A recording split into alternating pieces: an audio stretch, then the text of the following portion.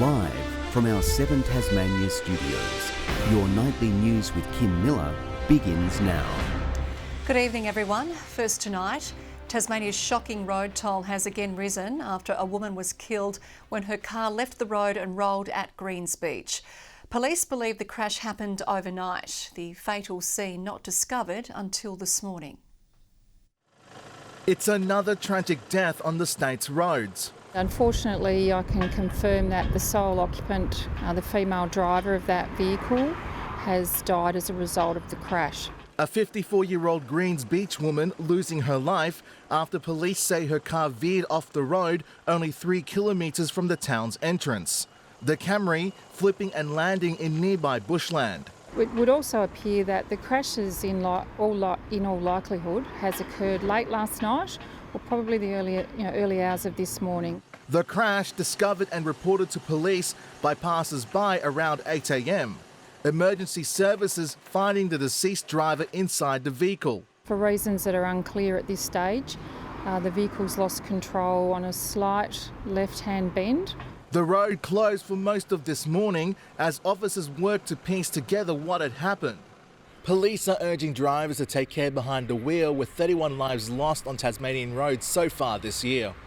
Investigators say it's too early to determine the crash cause, with a range of factors including road conditions and visibility being looked at. I would ask, as we always do, to motorists, please take care on our roads and drive to the conditions. A report will be prepared for the coroner. Mark Zeta, 7 Tasmania News. A new report has highlighted Tasmania's rental crisis, ranking suburbs with the lowest vacancy rates in the state. It's also revealed residents in 7 suburbs are spending up to 50% of their income on their rent, pushing more people towards homelessness. It's no secret the cost of renting is going through the roof, but a new report has revealed 7 suburbs across the state have vacancy rates of less than 1%, Rokeby topping the list, followed by Mowbray and Moona. We're basically saying within a 21-day period of a listing becoming active, it's getting applied for and snapped up. In those areas, residents are spending up to 50% of their income on housing. That places a lot of pressure on household budgets, particularly with the increase in rental payments that have been experienced by families and those that can ill afford. The St Vincent de Paul Society says it's indicative of the stories it's hearing on the ground. We're getting unprecedented calls for assistance from not only the homeless, but those that are on the basic income and basic salary. The Federal Housing Minister has promised to build 30,000 social and affordable properties nationally in the next half a decade, while the state government is sticking to its commitment of 10,000 new homes in 10 years. And that's why a lot of the work we do isn't just focused in one particular area of the state or one particular suburb. It's looking right across Tasmania to work out where do we need these houses to be built. But Labor says it's already falling behind on that target. At that rate, they should be delivering about 3 houses a day right now, and then they're not showing those results. The state government says it's on track to build 1,500 homes by June next year. Ainsley Kosh, 7 Tasmania News. The head of the Macquarie Point Development Corporation has ended her 5-year tenure. CEO Mary Messina says it's time for a new set of eyes to oversee the next phase of development at the site. Meanwhile, the Premier has accepted the findings of an independent investigation which has cleared Ms Messina of bullying allegations. She will step down from her role on July 16. A man accused of murdering his former partner last year has had his case delayed again. Darren Wake appeared in the Hobart Magistrates Court this morning via video link and was due to enter a plea. He's accused of stabbing midwife Rachel Wake at Mornington on Christmas Day. She later died in hospital. Lawyers for Mr Wake asked for an adjournment to allow a report to be completed. The case will return to court on July 11. Tasmanians can have their say on amendments to the Animal Welfare Act. Key changes to current legislation include additional sentencing for animal cruelty and banning the use of pronged collars. So that if someone does drop the ball, if there is cruelty towards an animal, if animals aren't being cared for properly, that we have the good legislation in place to make sure that they are held accountable. We want to get our current act up to scratch, but while we're doing that, we want to have a think about what the next 20 years of animal welfare might look like. Public consultation is open until July 20. A 10th night without power. That's what some residents in the state's north are facing tonight. As the clean-up continues and services are restored, the Kentish community is rallying, working together to offer disaster assistance. A light at the end of the tunnel for 40 Northwest customers now entering their 10th night without power. Down from 20,000 at its peak, with TasNetworks restoring 11 different outages after wild weather. The power outage has been perhaps the most awful thing that's happened to Kentish in many, many years. There are so many families who've been isolated through falling trees.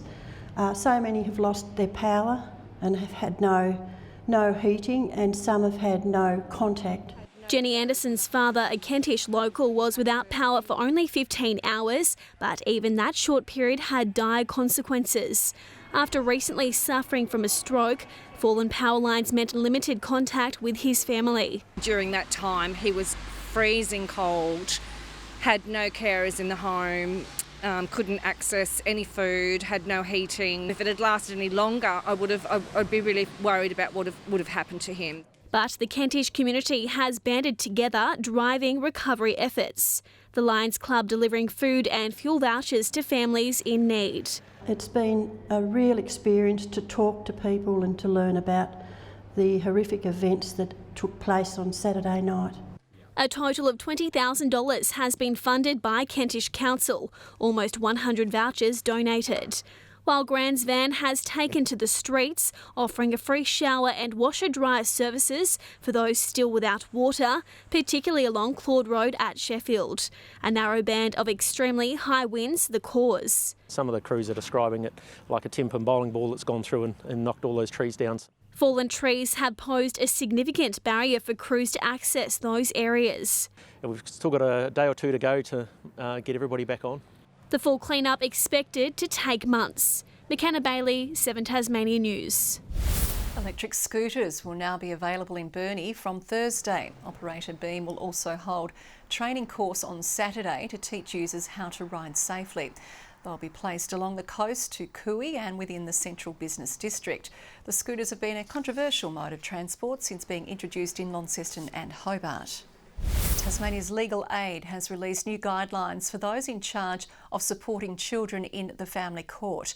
The Australian First initiative will provide independent children lawyers who are tasked with protecting the child's best interests a set of standards. Launched today by the Family Court's Chief Justice, experts say understanding how to interact with young people is critical to ensuring their needs are met. What we're trying to do is give them the skills that they need so they can genuinely establish a relationship and a rapport. If you want to try and get children to actually have a voice and be heard and appreciate that, they've got to trust the person they're conveying the information to. The guidelines took 18 months to develop.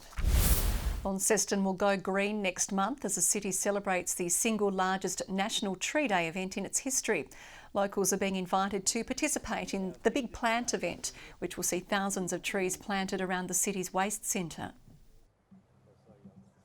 The aim is to get these 5,000 trees in the ground, to get them into the ground and then encourage them to take up as much carbon as they can and to provide some wonderful habitat for our local wildlife. We've already got a number of schools that have enrolled and willing to support it already, and there's businesses and they're individuals, so anyone as an individual can come. You can come for 1 hour or you can come for a day. From July 28 to 31, the community will be invited to take part in the Greening of the City initiative. A Tasmanian radio stalwart has announced he's stepping away from the airwaves. Brett Marley, fondly known as Miles by his Triple M listeners, will host the afternoons program for the last time next Friday. He started his career in the industry behind the scenes in operations more than 40 years ago, now reflecting on where it all began. I wanted to do this I was about 11 or 12, really. I was running around the house, recording everybody I could with a little tape deck. Then one day the chance came. Mars will farewell his Hobart radio audience and milestone career with a week of outside broadcasts around the capital. World-class contemporary circus performers have landed in Hobart ahead of Circa's Peep Show. The final rehearsals underway this afternoon ahead of opening night on Wednesday. Multi-skilled artists and acrobats make up the ensemble, which also boasts some local talent in its ranks. Very integrated group acrobatic show. So we had 2 very intensive days to rehearse together. We work with an extraordinary bunch of people. They can do incredible things with their body, and Peep Show, for instance, has heaps of high-level acrobatics in it. This is a particularly spectacular group. Tickets are still on sale for the production at Theatre Royal, with performances running across 3 nights. In the TSL, Kingborough has reflected on its heart-stopping victory over North Launceston on Saturday. The win not only breaking a significant hoodoo, but also puts the Tigers well clear in second position, something the club is keen to build on. 100 minutes of tough contested footy, coming down to just one play. Here's a snap kick forward lane! Oh! Right before the siren! As Jordan Lane lined up, his teammates and coach could only watch on. Probably in the box at that stage, we lost a fair bit of our emotional intelligence, but we left it up to Laney there to do the job. I did have a lot of trust in Laney to go back and kick it. And that he did. His goal also surviving protests from North Launceston. Unsurprisingly, the Tigers say the umpires made the right call. And there was that little moment where it was like, did it or did it not? But from my point of view, it definitely went through. And then when the goal umpire signalled a goal, it was, we got to celebrate all over again. The result worth more than just the 4 points. Kingborough are now 3 games clear in second place from both Bombers and Clarence. It was also their first ever win in Launceston, something the coach is expecting they'll have to do again come finals. So to be able to do that on Saturday is really important. It does give us confidence if we have to go back there again this year. Kieran's form one of the major reasons behind their revival.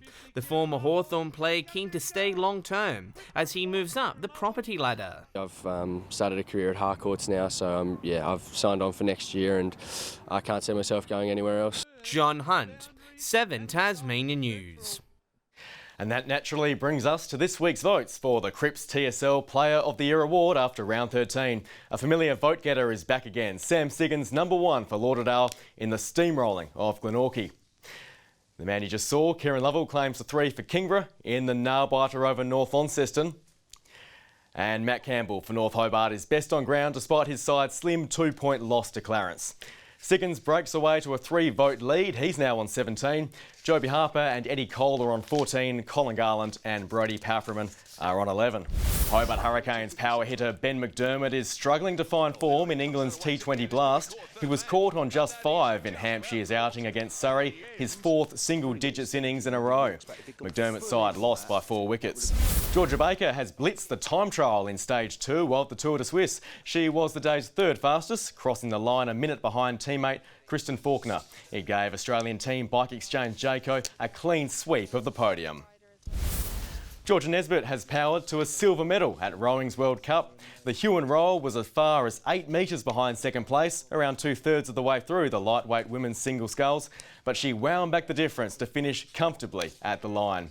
Tamar's Henry Yule also landed silver at the regatta as part of Australia's men's 8 team. They finished 2 seconds behind Germany.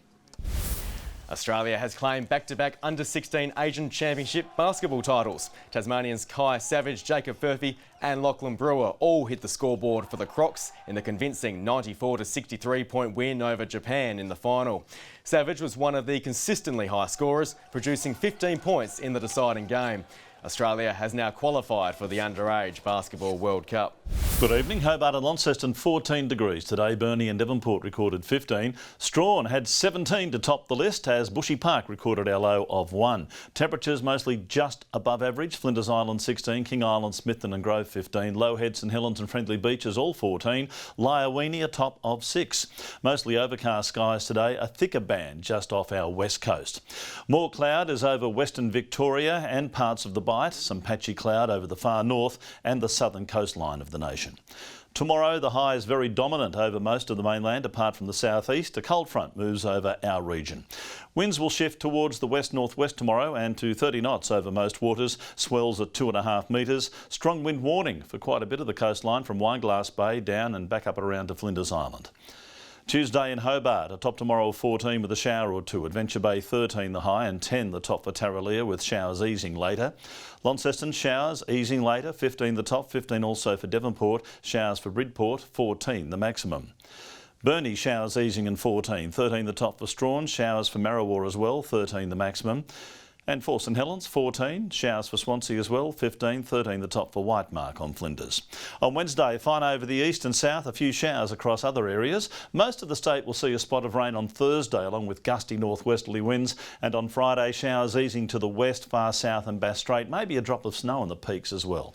Partly cloudy in Perth tomorrow. Showers increasing over Adelaide and easing from Melbourne. A late shower forecast for Sydney. And in Brisbane, a sunny 22.